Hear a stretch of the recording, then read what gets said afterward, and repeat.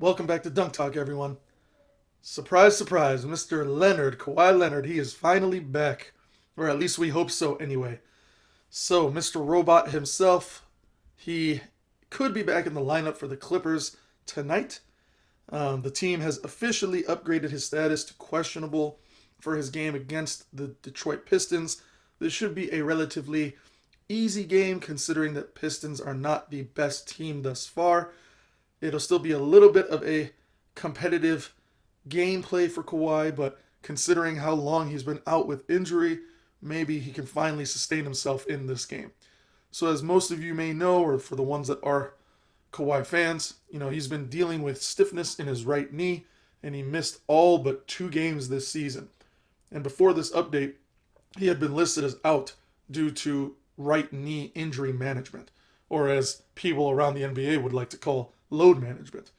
Aside from that, the only 2 regular season appearances that Kawhi had made this year, one of them was against the Lakers on October 20th, and the other was against the Phoenix Suns on October 23rd. Both of those games he played off the bench, and he played 21 minutes on average. Before that, he started some preseason games against the Portland Trailblazers on October 3rd, and then Minnesota Timberwolves on October 9th. Now, as some of you may remember, Leonard missed the entire 2021-2022 season after partially tearing his ACL in the 2021 playoffs. Paul George, he essentially was also listed questionable against Detroit for tonight, and that's due to a left hand contusion. So, through 15 games that we've been kind of looking at for the Clippers, currently they're 8 wins and 7 losses. They have the second best defense in the NBA, which I'm not surprised. Even when Coach Ty Lue was, on LeBron's side of things in Cleveland, they had a pretty strong defense as well.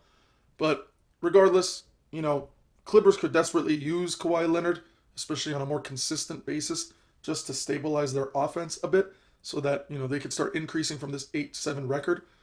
However, they've only just scored about 106 points per 100 possessions thus far this season.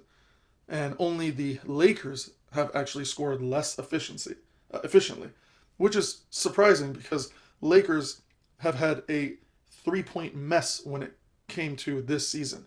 So to see that Clippers are only just 6 points maybe above where the Lakers are at efficiency-wise, it's astonishing to say the least. Nonetheless, it's exciting to get Kawhi potentially back. Hopefully he actually does play today, and we'll see what we can do. I mean, for the 2 games that he has played this season, he's averaged 12.5 points and 6.5 rebounds. So, that's not usually Kawhi numbers, but he did come off the bench, so he just kind of gave his team what he could with the limited amount of play that he was doing. In addition to Paul George with his left-hand contusion, it's most likely that Luke Kennard will also miss at least a few games now with a right calf strain. He will be reevaluated within a week to see if he'll be back. But yeah, it's been a long time coming since we had Leonard.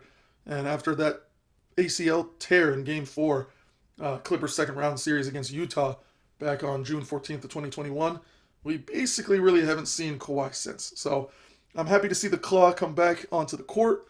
Let's see how he can help Paul George, John Wall, the rest of his teammates. Clippers are hopefully destined to be a pretty strong team this season. The only way we'll really know is if Kawhi's actually back to full health and that we can kind of compare this full team's roster to other teams that are out there. But they are 8-7 now. With Kawhi coming back, hopefully on a consistent basis, maybe they'd be a few games even ahead of that. Maybe maybe 11-4 instead of 8-7. But let me know what you guys think in the comments below. Let me know if you guys are Kawhi fans.